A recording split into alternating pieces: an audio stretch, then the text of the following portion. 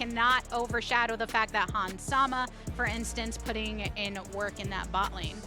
And they give it up. So the Caitlyn is picked up on blue side here. Then you start to look at Lux combination with it. The Karma's already banned out, which is both something strong to play with and against the Caitlyn to try and retake control of that lane. So I'm very curious to see what the answer here from Team Liquid is, you know, with that setup. It's probably not Kai'Sa. It's just been their hover so far in the game. Gotta be range, yeah.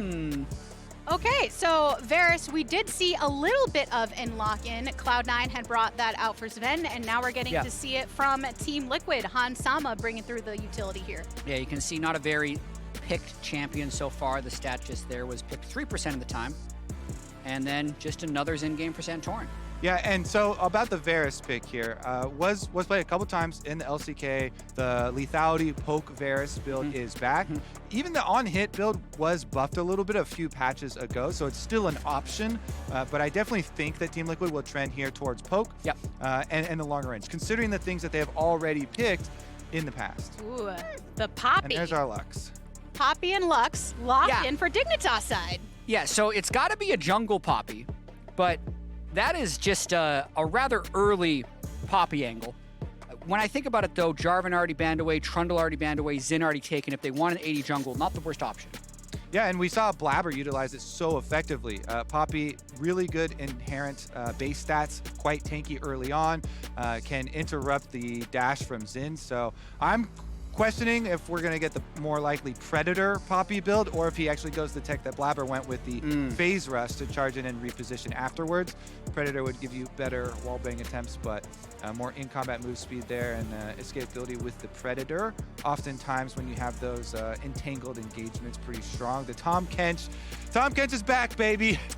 Oh boy! Back off the bench, back on the Rift. Eyla had a good game and some great moments in that game one, despite Team Liquid not getting the victory.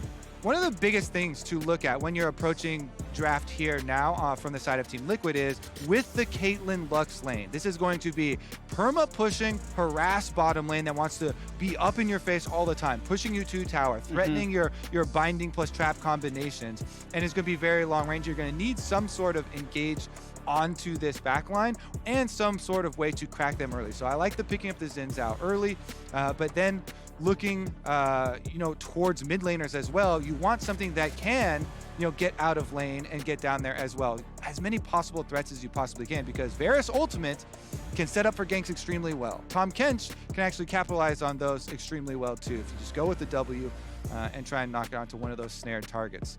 Team Liquid will take out the Zoe and the Gwen though, knocking down on some of the solo lanes here. Yeah, I'm going to be really curious to see how that bottom lane does play out, because it is important that you don't let the Caitlyn Lux snowball ahead of them. And well, yes, they only get the Varus ult at 6, right? And I think Tahm Kench trying to W in for an engage pre-6 is going to be tough. So there's going to be a lot of time that TL has to buy. But really, we'll see solo lane picks coming in soon to round up the comps. And remember, this is because Tahm Kench just got those recent buffs on 12 too. So definitely the durability is there, but it's still the Devour was moved to the ultimate, so it's not like previously where you could pick Tahm Kench into it and just Devour much more frequently out of those binding trap combinations. It's going to have to be played around a little bit more carefully. And some of that power that you're mentioning coming back into TK specifically for that support play to make him feel as good there as he has in other lanes. And with the Gwen being banned away by Team Liquid, Dignitas say, well, if you're not going to play that, we don't want you to play the Graves either. So the last round of bans in that regard. And then the mid lane matchup, having the Viktor over for Team Liquid here. Standard pick for Bjergsen to be coming through, but a Ryze on the rise in this draft. Yeah, so not going to have the range advantage in the mid lane matchup. With the Zoe and the Corki being banned away, he was going to have to flex a little bit. Syndra would have been tricky with the CC stacking with the Lux Syndra in the comp, so I don't hate it, but it is definitely a little atypical. And I'm hoping that this is not the tanky Ryze that we have seen in LPL and LCK. It's gained a lot of popularity, the Thimble Winter style, and turning your tier that way, because looking at the comp overall, they would look like a lot of lack of damage if it was tank Ryze plus tank Gragas, and then you would rely so insanely heavily on your bottom lane, regardless of how good Neo and Biofrost have been. So I expect it to be the more traditional Ryze than kind of the flavor of the month that really has taken over, has gained a lot of popularity in solo queue as well as the tank Ryze. And with that Aatrox pick, Team Liquid complete their draft to bring that power to the top side. We've got the lineups locked in. What do you feel of the win conditions that they're both bringing through? I think it's going to be really interesting. The mid-game, like, eye contact range, having Viktor and Varus is going to be really good. But if Blue can get strong enough to apply pressure in the side lanes in the mid-game, then the Caitlyn Lux will also be able to set up well. So I think a lot will hinge on whether or not the Caitlyn Lux can get plates down in the early game. Yep, Caitlyn Lux teams always revolve around bottom lane. And again, we talk about roaming mid laners. Ryze is that, so Realm Warps will also be incredibly important in him trying to get down there. And once again, surprise, surprise, FakeGod on top, probably on an island, probably by yourself, buddy. We'll catch up with you later. Unless the rest of his team wants to come over and say hello. They did do that a little bit against Bwipo, so maybe he'll have some friends invited to the party over there. But I'm excited to see how this shakes out. Game number 3, both of the teams, even in their losses, it's not like they got blasted out. They can still have that hope of being able to turn it around if you do find yourself in a deficit. Yeah, the amount of attention paid towards Bwipo in this draft was rather high. I'd say he's probably the most influential player so far in this series, nearly taking over the game as Graves in the first one, and absolutely taking over the game as Gwen in this one. You saw all those champions banned, also a Jace ban, holding for his counter pick at the very end, but because there were so many bans, he does end up on an Aatrox, which we have not seen very much of thus far. And the early bush control is actually sniffed out by a bot lane ward by Santorin early on in the game. Dropping it down to get those eyes on Dignitas, taken to the blue side for the first time within this series. Yeah, it's incredibly important for Caitlyn Lux lanes, as we mentioned over and over. Push, get your tower plates. You need to get gold advantages with this type of lane. Caitlyn is focused on the early game and is built around pushing and offensively getting gold off tower plates, off pushing minions and getting CS lead here. So a lot of focus will be paid to this side of the map. Early ward for side brush control, so that can get started early is no surprise there. Plus, junglers will be pathing from topside down towards these lanes. Dignitas very aware of that win condition, Team Liquid as well, and wanting to make sure they offset that. So Hansama and Eyla, the early sweeper too. Such good prep, such good decision making here, playing around it. They're trying to even pull. So if the wave crashes, they don't want to get hit by it. Are they just going to run in behind him and brawl? Yes. Okay. They're going for Love it. Already throwing out the kills Stack for Peacemaker. Some good old poke onto Hansama. Throws it back. The hail of arrows hits really strong. Oh, flash! Neo tried to get it. Ends up falling. Hansama staying alive. I love it by Team Liquid right there. We had the early interview with Eyla talking about how much he likes laning with Hans because Hans always wants to go for the kills. They did the math. This 2v2 will win a damage trade if we can get the angle, and they take it. And again, the math checks out. This is melee, Tahm Kench, buff durability. So you just want to run at them. They get super far back.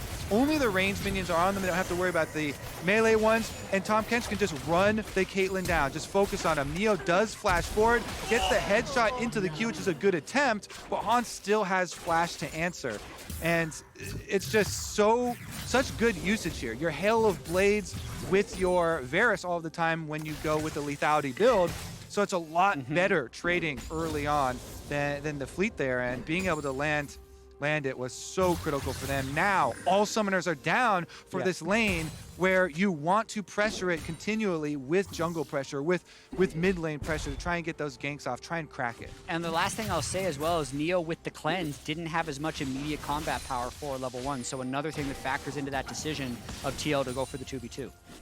So while both of the junglers were preparing to make an impact on that bottom lane earlier on in the game, Team Liquid's bot lane said, nope, we're just going to do it right off the bat. So win condition clearly identified. And here up top, FakeGod just using some of the range of his abilities to poke down Bwipo, keep him under the turret. Still even in CS thus far, so keeping his own within these trades. A little low though, slapping with the Q. Yeah, fully stacked Conqueror though, so Aatrox wants the longer trade where he can use all of his Qs there. Bwipo got some of the healing, and the jungler is here, so use your extra summoner spell, Santorin. Somewhat low on mana for FakeGod. He did pop a pot to try and go fix for kill. that somewhat. Oh, went for the flash and the belly fall onto Bwipo, but it's not enough. That's a second kill for Team Liquid. Back right at it here. It's going to be an attempt at the cut.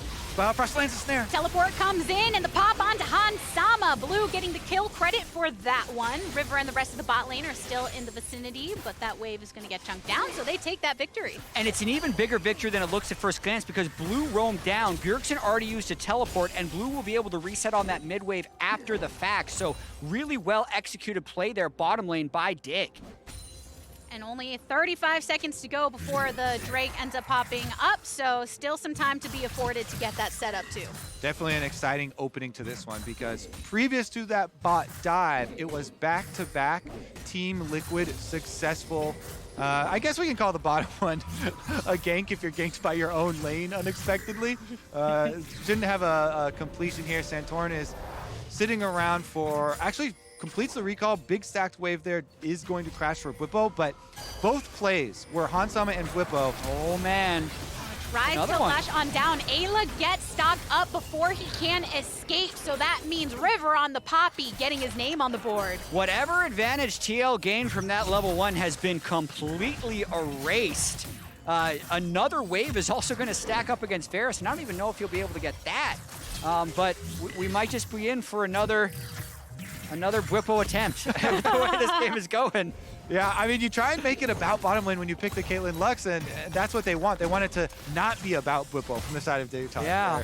They're doing all they can, but as I was about to say, both of those early plays were so well predicted there by Team Liquid. They force the Dignitas player hand. They expect the flash play to try and go for the counter kill, and both times they flash out of it. Here comes River, though. He corrected bottom lane, and he wants the correct top. Yep, he hit onto Bwipo, and the knock through from River. Poppy has arrived. FakeGod stays alive, too, and gets the kill. You know you're sweating, too, when you're trying to give the kill to your laner, and they start to get close to death. One more auto there. FakeGod does have it in the end, though, with the empowered auto. Ends up being worth. Dig now several successful plays in a row, and Santorin is just kind of caught playing catch up, right? They burn the TP to try and defend bottom lane, doesn't work. Bwipo dies while trying to probably get off a fairly greedy recall. Now Santorin is just left catching that wave, so Dig is running this early game. I want to revisit River here because this guy, even when things go poorly early on in a game, even if a game plan is not going exactly how you wanted it to, he remains offensive and he looks to fight their way back into it. He creates plays. Bottom side, flashing in to catch Eyla just before the W goes off. Gets him against the wall with the Poppy stun, and then top side as well, corrects it for FakeGod so that Bwipo can't get out of control. There's the combo. Yeah, but the look at pressure the roam. continues. Onslaught the headshot to finish off onto Hansama. In the end, River and Blue are here if they needed to assist in that moment. Instead, Blast going over. Eyla is here alone under his turret. The wave has come through. The smash through from the Poppy. River a bit knocked up and making sure to keep the turret aggro on him as well to allow the rest of them to slice through, because in the end it's still a catfish, and the Q hit from Neo. Blue gets the kill. Second successful roam pre-7 minutes by getting that mid wave completely shoved in and assisting that bottom lane. So the Ryze pick, even though it won't have the outrange in the late game, is paying off huge here in the early game. Yep, push with your Caitlyn Lux, gank the Caitlyn Lux lane, get as much as you possibly can out of it. That is another turret plate also worked off in the aftermath. They want to put that Caitlyn death in the past. Forget about it, because they're making sure to inject as much gold into that bot lane as possible. And all the while, Santorin hovering over towards this top side to establish vision and take some of those camps as well, knowing that River was making that bot play. Yeah, jungle's such a fun game to just watch, too, if you're not paying attention to some of these other factors. Big punishment here is Santorin. You're always trying to counter jungle after someone is spam ganking. It's just the age-old question, debate for junglers. You know, what are you giving up when you're spam ganking? That was literally 3 ganks in a row from River. Santorin does counter jungle, and they're setting up the Rift Herald. Early move, no AD carries are here. Oh, Biofrost executes his flash. A barrel thrown through. Smack him out of there. God. You can hear the wind up to target Eyla and gets him out to the outskirts of the pit. A blast going over. That was A little we're back. A little hippity hop there. Okay, so Santorin goes in, gets the slash around with his ultimate, challenge initiated, and he's chunked, and so is the Catfish. Many members of Dignitas cleaning it up right now and pushing everybody else back from Team Liquid. 2 have fallen, and the rest get out of there. That was kind of a disaster for TL because it was a 5v4 not in their favor the whole time. Santorin tries to salvage it by stopping the Rift Herald, but they still suffer 2 casualties. Yeah, Caitlyn was off a reset. Neo and Biofrost had just pushed the lane, so Caitlyn was closer to the Rift Herald, and while Hansama kind of debated coming up, look at the mini-map here. This is off of reset, Caitlyn's coming down, you can eject 1 member, so Dignitas, they get the time for Caitlyn to get there, they've got the numbers advantage, and keeping the Varus bottom lane pushing. Yes, Team Liquid are going to get some minions and turret plates down on bottom, as well as Santorin actually getting the last hit on the Rift Herald and picking that up, but it does cost you the extra kills. I mean, it diverts total disaster, the fact that he was able to get the Rift Herald. And it's not like the bottom wave was in a state where they're giving away a huge number of plates. He gets 1 plate from that entire exchange. It is rare, to be honest, that the Caitlyn Lux will move, which probably caught them off guard. But once they saw the Caitlyn Lux there, I think TL had to call for a disengage, they just didn't. And off of that, that means that Dignitas can continue to take a foothold into this game. 1.4K gold lead established for themselves at the 10-minute mark. You saw what FakeGod is able to do in those fights using the zoning. Whoa! River goes over the wall. Bjergsen, wow, that's a lot of blast of damage that he suffers in that moment. Just clean. Look at the control they already had in that river setting up for the Dragons. So even though Bjergsen was in a defensive position, it's still not far enough back for safety. Beautiful play by Dig right there. And specifically River. I mean, I love watching this guy play. You think he's going for wards. He's going for a play. Flashes over, catches Bjergsen. Bjergsen had flash, but because River comes out of the fog of war, flashes over right into the wall, it is chained into the root from blue. Oh, okay. They kill him without it. That range that we've talked about before with this bot lane continues to issue the poke directly under the turret, and River finally getting that Drake that they've been setting up for some time. And you need to stay ahead of it. Junglers looking towards top side here. It is a Rift Herald in the hands of Santorin, so he can pop it, get the tower aggro on that, go with Bwipo. It's a Ryze and Poppy quickly coming though. They've got to get out of there. Realm Warp has arrived. He has the cavalry, so it's the 3v2. Rift Herald does crash through. Blue knocked up. Santorin issuing the pressing guard. Bwipo can't stay alive even after popping his own ultimate, so he gives his life. I mean, it gets the turret, but you can also see maybe even a bit of desperation here. Bwipo has been so effective in the last 2 games, trying to solo carry the team with the Graves or Gwen. Aatrox is just not the same scaling, and also Hull breaker. He's got a hull breaker. So I mean, yes, he is absolutely trying to do the solo carry, but Kobe, I don't know if that's something I've seen much of. Man, we have gone through such a roller coaster with Bwipo this series. Let's take a look at bottom lane first, though, because Biofrost has the movement speed to get in position. A good chain of corruption onto Biofrost, but he can throw out that final spark. Great dodges from Hansama, so he doesn't get any of that chunk down. And you're watching what is a lot more rare nowadays, but the mobility boots purchase from Biofrost on the Lux. He's looking for the extra move speed to get in position to find those snares. Attack bottom side, just like the rest of the team. Jungle mid, constantly going to the Caitlyn Lux lane. They're going to push in once again. You actually don't finish up with the Gromp counter jungle because Santorin had the full reset. And then Bjergsen still has teleport as well. Multiple wards thrown down by Team Liquid bot there because they've been so wary of the blast cone entries that have been their downfall in the past. With Hullbreaker, big thing to highlight here. Bwipo has opted completely different from last game where he's Gwen, where he can bring that power to the rest of the team. The Hullbreaker is so much of the efficiency when you're isolated. So this Aatrox, he wants to keep split pushing. Right now he's actually running through, clearing out some wards in the jungle for himself so he can create that pocket of vision so he can actually utilize the Hullbreaker, get that side lane pressure for Team Liquid going. And for those of you who don't play top lane and don't like reading item descriptions, Hullbreaker is more effective when there are no allied champions nearby. So it actually is an attempt of one of those 1v9 items. He'll gain 20 armor and magic resist and 20% increased damage to towers while also buffing his nearby large minions. But for now, FakeGod is trading completely fine against it. He's worked into that Bramble Vest as well for some additional durability, cut through some of that healing. It does feel like Bwipo has taken the theme of this entire series to heart, that I want to continue that 1v9 dominance whenever it works in our favor. But FakeGod is known to be somebody who can strongly offset that. And there are levels to this choice, because he knows that Dignitas want to use so many resources towards their Caitlyn Lux. So he's trying to get the maximum out of a team that will have to give up a lot to be able to send more stuff towards him. If Ryze is ganking him, is ganking topside to deal with his split-pushing hole breaker, then they're not ganking for the other side of the map, and they're not getting things, you know, pushing off of this bottom lane, which they invested so heavily into. So it's an interesting choice. I like the choice. You know, hole breaker is still very, very controversial, but I'm definitely with it this time around. Yeah, but let's check in on the game state now that the turret plates have fallen and we have one turret down on each side. I'd say the early game has gone well for Dignitas. They have a lot of farm on blue to be a side lane threat, and they did execute the Caitlyn quite well, as you can see, about a 1,700 gold advantage, Caitlyn over Varus. But the name of the game for Team Liquid is just going to be buying time. The dragon stacking is not incredibly fast so far from Dignitas. They'll only be able to get a soul around like 27, 28 minutes.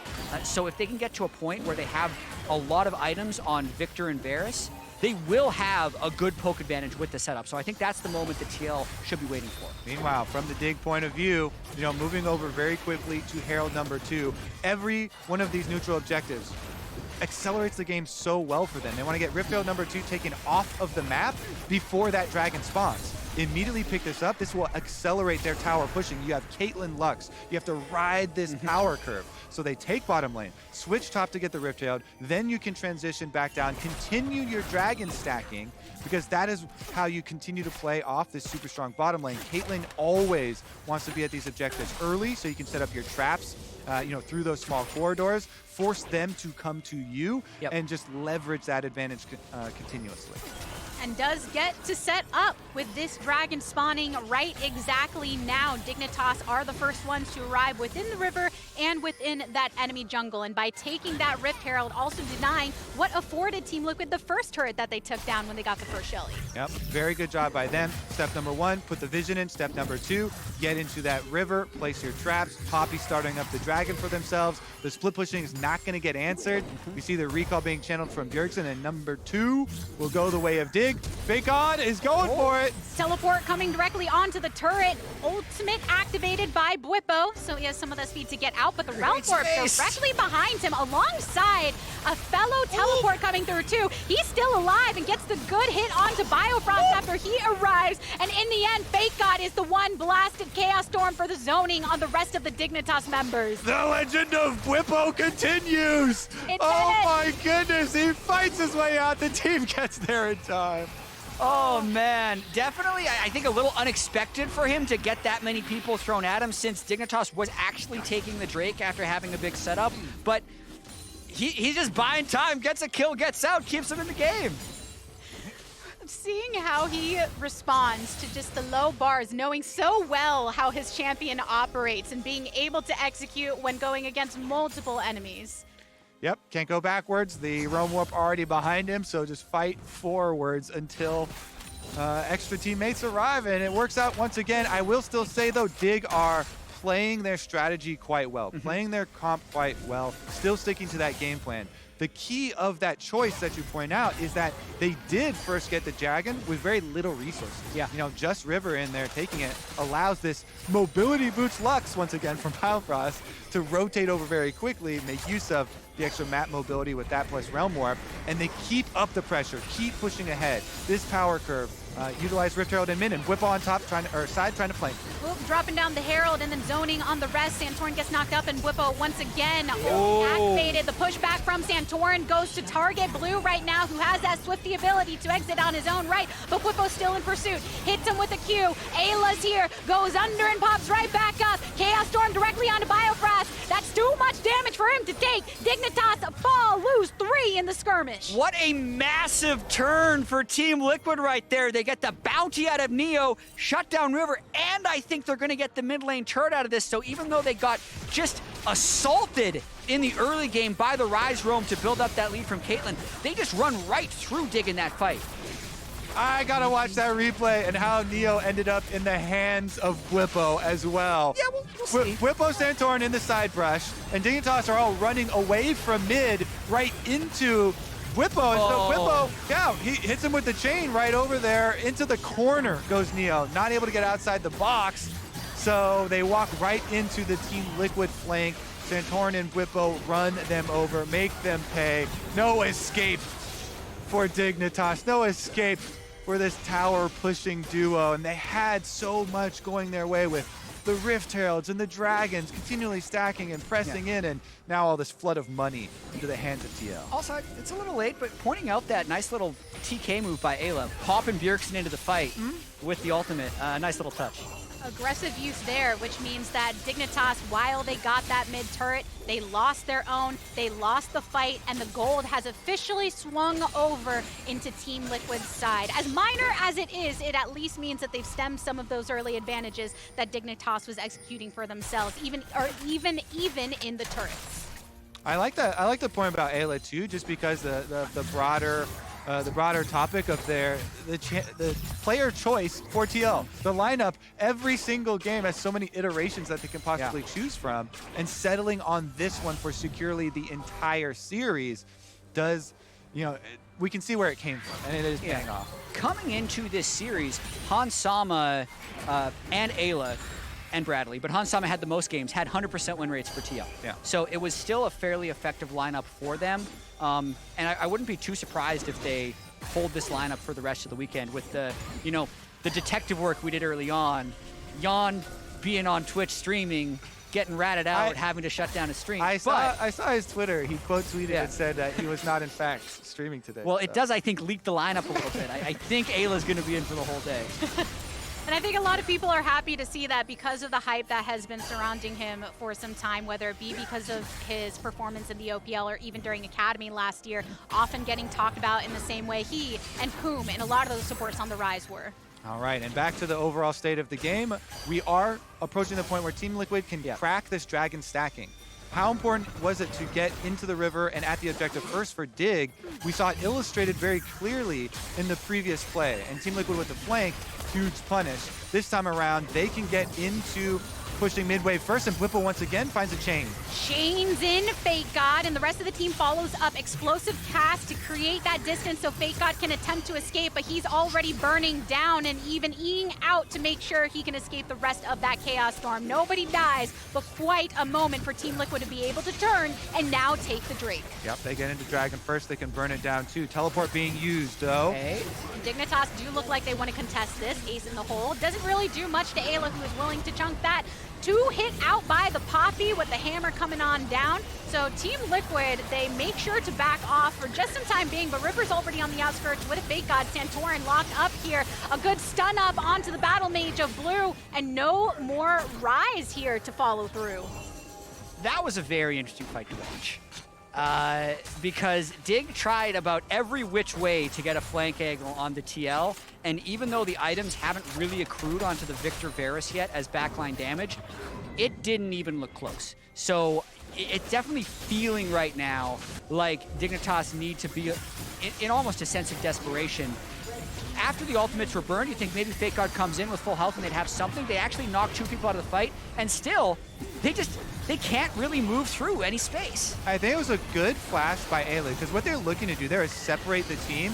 When you go for that Poppy ultimate, knock those 2 away, if FakeGod then had gotten the engage and knocked Tahm Kench solo into their team, then maybe they can get their pick and try and ride a very shallow numbers advantage and the split team to make something out of it. But good flash by Eyla avoids the possible engage, and then they just wait until their front line walks back from the Poppy ultimate, and a really good turnaround there. Then you saw the Tahm Kench devours, Bjergsen over the wall, spits him back over the wall, and is back in range to kill. And there is a really big lack of damage right now from Dignitas. Caitlyn hasn't hit Infinity Edge yet, and it's the Thimblewinter build on Ryze that Kobe, you didn't want to see. Yeah, for this exact reason. Probably because everyone is just a tank. So if they do manage to take 70% health off someone, Eyla can just gobble them up and take them out of there as well with the mini Tahm Kench rework that happened. So TL can be just extremely elusive, poke to create space, and are in such a power position in this game now. Exactly. That's why I highlight in Champ Select when you're looking at the overall composition. I do think this is a good build, you know, for solo queue, and if you have another damage threat on the team, but it is definitely less damage going with the Fimble Winter for your tier conversion for Ryze. Super popular, you know, LPL, LCK playing it a ton there, and you do have a lot of control, but it puts so much emphasis on Neo and the Caitlyn, and it is a, you know, collector second Caitlyn who already got kind of chopped off as far as the snowball advantage that they were, you know, turning into being a really big DPS threat. So they are going to run into that problem of low DPS you talk about. Funnily enough, too, Bwipo just made 2 big team plays, even with the whole breaker build as far as the builds. So now he can get a little more use. He gets back out to the side lane to push it first, but he's just finding so much success in both areas. The tooltip says he's done 733 bonus damage to towers with it. So wow, that adds up a little bit. Wow. But, you know, I mean, talking about the fact that Dignitas have to rely so much on Neo to output that damage later, and they were putting so much into that snowball and trying to give him to a position to do so, then yeah, you got Bwipo on the other side willing to make a threat. You got Eyla willing to target him and get him out of the fight, and just so much opportunity on Team Liquid to capitalize when given the chance to do so with this 2K gold lead that they have now established. And I think the game is likely going to be pretty slow. That's the second ultimate Biofrost has had to burn just for vision on Baron, because you can see the river is just completely in control from Team Liquid. But at the same time, with the lethality Varus, an Aatrox, and a fairly defensive Viktor build, TL doesn't kill Baron fast either. So at the moment, it's just about starting their dragon stacking pretty late. I think they're quite comfortable in their ability to just outscale this game. So I don't think Team Liquid's in any hurry, but they are in a good state. Still a full minute on the docket before that next Drake comes up, but yes, not a very likely win condition that either team are looking to stack towards that overall victory. And now we see our 3-item power spike from this Ryze tank build. You know, you do have very valuable aura from the Frozen Heart from blue, so gonna reduce the attack speed effectively versus the Xin. You know, the Varus and the Aatrox, not as much concerned about it. Hinders combos a little bit tiny later, but you know, it is a poke Varus who keeps a lot of range and is a lot of power in the Q poke as well, and then Aatrox into the Qs. So not going to be the biggest of deterrents for this team, and we'll see if they can actually utilize any sort of extra mobility coming here, because Bwipo should be able to push in on bottom side, get them bottom lane control first, and allow them to retain this control of the vision around the dragon. Dignitas spent some time hovering over towards this bot side to see if they can get a pick off or a play, but that was not the case, which means Team Liquid continue to capitalize upon laying down that vision around Baron, continue to allow Bwipo to push down bot and get into it time and time again with FakeGod. But there is a Poppy on the opposite end. River throwing down the ultimate to make sure you get out too. The final spark to try and layer up, and Santorin now wanting to escape to the rest of the team. Bwipo has come through, World Ender activated, but FakeGod is here as well and still has the explosive cast if necessary. But the root is onto blue, which means he pops next. Santorin finds his target onto the tanky Gragas. Flash forwards from Dignitas to try and issue a bit of an escape right now. Good slows onto Bjergsen so he can't follow up on the Gravity Storm, and in the end, it's a disengage. That was crazy positioning in this fight, with Poppy coming from the other side and ejecting those two members just as Hans jumps in Eyla's belly. They get the Devour off, so he's not left alone, which is critical because he just had to flash from blue. So the attempt from Dig was good, but the avoidance from Team Liquid was better. They get Dragon number 2. Bye-bye Dragon stacking. Absolutely. And maybe hello Dragon stacking for Team Liquid now. It's about a 37-minute soul that they'd be tracking towards. And again, it just kind of illustrates the difficulty that Dignitas has trying to kill anyone with Team Liquid. They had Santorin 1v4 for like 6 seconds. They had Bwipo 1v4 for the same. And it's blue who dies. So there is a point where Caitlyn and Ryze will get up to a point where they can do lethal damage. It's just a long ways away. Yeah, I think they're going to need Biofrost help in that department too. Like, maybe if Biofrost starts getting some more kills and you can pump out some combo DPS with the Lux, you can always hope for fishing around for picks with Lux or Gragas, separating somebody later on. Team Liquid now, though, very confident in the 5-person move.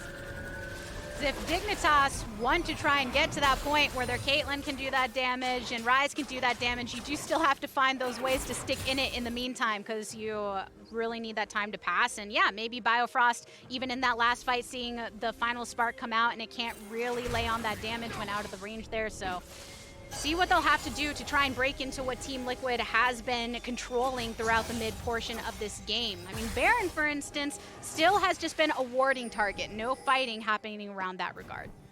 This is definitely feeling like one of those games where the side lanes get pushed for a while, and then that dragon timer from the top left corner gets to 45 seconds, and they start moving into the river, and then they just fight over that space over and over again. And for the way that plays out, it's generally Viktor and Varus that are going to have the range advantage to try and create that space. But if Dignitas can either pick someone off in a side lane or somehow get behind Team Liquid, that's the way they'll have to play it, because Team Liquid is the team with the range advantage. I'm going to offer you a door number 2 to Dragon focus, and that is Hullbreaker Aatrox, constant bottom lane pressure, allowing for full vision control around Baron from Team Liquid. He's breaking the hull. And he has completely destroyed the hull. We have to track, though, is it actually going to be enough? Because again, it is poke Varus, not on hit Varus, so it's pretty good Baron damage with him plus Viktor, but is nothing spectacular. And there are pretty good vision checking tools with Lux, you know, as well as multiple Scryer orbs coming through with both Blue and Neo picking them up. Yeah, and as much as we've talked about the fact that Dignitas has a hard time killing TL, TL has a hard time killing Dignitas. Like, Viktor's the only one who's doing large amounts of sustained damage. I think it's easier for TL to kill Dig, though. A little bit. Hullbreaker update. 1,300 bonus damage to turrets. That last turret did melt. He didn't even bother looking at FakeGod. Just said, I'm directly on this turret. That's my only objective, and was able to acquire it. Hullbreaker enthusiasts unite. All right, starting up on the Baron. Bwipo joining with the rest of the squad. Again, the vision checking tools are there. You go with the Lux for the first brush, then slowly trying to work their way in. See if Hans can land a good Varus ultimate here, though, would really... Very timid approach from Dignitas. It's a little brute forced by TL. Yeah, there's a teleport available, but nothing really for FakeGod to drop in. Now he is actually directly at the fight. Team Liquid don't want to take that anymore. Double root, final spark, follow up with a low cooldown ultimate like that. You're willing to just issue some of that poke. Caitlyn does have Infinited the Edge as well, so if Neo is able to free hit for a little while, he will be able to do significant damage to the front line of TL. So off of that, now Dig finally get an opportunity to just clear out some of that vision across that riverside, and TL bring their attention elsewhere. Ah, there you go. You've been waiting for some big damage. It's under 1 minute. You've been waiting for some big damage too. Guess what? Death cap comes in for Bjergsen, 45 seconds ahead of Dragon. That is perfect timing for Team Liquid. They've got so much more burst power now. Death cap completed right before a very big Dragon fight. They also just used the teleport from Bwipo to join with the rest of the team after pushing the wave on bottom. And Bwipo, he's going for it. Flashes forward, World Ender, Biofrost flashes away. The knock-through from River to pin him against the wall, and the final spark to follow up. But meanwhile, on the opposite side, the Chaos Storm did drop below one member. A nice gobble up there. And FakeGod zoning him off. So it's Bwipo down for Team Liquid, and Dignitas still standing here, but getting poked out. Definitely Bwipo feeling his power a little bit too much right there, but the zone control still there from TL. They still have their damage dealers and are holding the river as this dragon spawns. Yeah, I wonder if the miscommunication on the follow-up there, you know, looking for a Tahm Kench bringing somebody, but it is now Dignitas, 5v4, teleport coming in. And FakeGod already getting marked down to 50% HP. River is on the opposite side. Root onto Santorin gives a slight delay, but Bjergsen continuing to trunk down here, and even some of those hits from Hansama dealing some nice damage. The stun up and the follow-up from Biofrost. Blue gets popped in the process, and even right now, Santorin is the next target of River, but even this tanky boy can only do so much without the follow from the rest of the team. Santorin coming alive once again off of the resurrection, but Dignitas losing 2 here. Obstacle course there for Santorin coming out. There's so many traps and a barrel on the ground as well for him to walk out of that pit. What a dragon fight, Team Liquid! Even with Bwipo down, the death cap completed. 3-item power spike for Viktor is enough damage for them to do it. Santorin went in, he even stole it, and now transitioning to this vision on Baron. They kill off the ward. They started off regardless. River's still dead for another 20 seconds, and the damage is not that high for Dignitas. TL could just flip this or look to get an engage onto Neo. And FakeGod teleported to the mid lane to get here as quick as possible. Bjergsen wants to keep them away with a poke. Explosive cast thrown on through. You lock up Biofrost. You send him into the heat incinerator. And now Team Liquid keep their eyes on the Baron and want to make the second objective play secured. They just continue the play. So even though there was this close Soul Point Dragon fight where they get the smite steal, since they picked up kills on the back end, they do not miss a beat. Bwipo, who died early, means he's alive first, and they use that advantage to start up the Baron and eventually secure it. Strategy. I died early just so I could be alive sooner. Always a plan with Bwipo, I believe. I'm sure there's a lot of believers in the chat too. And because they've got that Baron buff here, the Red Bull Baron buff at that, they can take down that tier 2 in the top lane and feel pretty good about it. Even have Bwipo over mid to keep ushering up that wave. Yeah, get that hole breaker. Put that sucker back to you. Girl. Get away from the teammates. The tower is down. Baron, Bjergsen. engage. Eyla, now the subject of the rest to keep Hansama in his belly. Santorin goes back in, pressing guard to push him away. FakeGod ease out of this to leave River to have to flash after getting knocked up. And now Neo a little too close to the rest of the damage. They push it back onto Eyla. And now Bwipo coming from the opposite side. Neo gets pop, pop, pop down. Blue throwing up the Realm for an attempted escape right now. And Bwipo with the World Ender, he doesn't care. He said, FakeGod, you want to be at your Nexus turrets? Come right at me, bro. I got you. A nice slash from Bwipo here, coming strong in the top lane all game. What a display by Bwipo so far in this series. 330 CS, hull breaking down the whole Dignitas team. Bjergsen popped at the start of that fight. It didn't matter. We're 2-1 TL. Let's go! Bwipo story all around. I think it's just the theme of this series. But it means that Team Liquid do pull ahead against Dignitas, a lot favoring them. But hey, you got to give it to the rest of the team for how they were able to follow through on the advantages he was creating. Yeah, I was looking at the split push, and all of a sudden, Viktor is dead with flash up still, and you think, uh-oh, this is the chance. This is the Dignitas comeback play, and yet still comes right through the mid lane that he broke open. They still collect the team fight, even with the most, what you would think would be disastrous starts where your, super fed Viktor with 3-item power spike goes down at the beginning. Well played to Team Bwipo. I was going to say, like, the early games are going well for Dig. The one game they did win is because they had kind of the 5v5 team fighting comp. And it's not that they haven't been executing some of the early game strategies. They just haven't been able to close. So I think they got to pivot back. I hate to say it to Corky Viktor, Zoe, like stuff like that if they want to come back in the series. I think one thing is for sure, though. This Dignitas team that everyone underestimated and was last pick in lock-in tournament is the real deal. They actually have so many looks, and I'm really glad once River got here, they actually got to show them. Definitely excited to see where this team goes. It is great to see, even in the losses, them attempting to make those plays and show that they have that strength to be a contender within this series and beyond. And now that Team Liquid do have the lead, we are going to prepare ourselves for match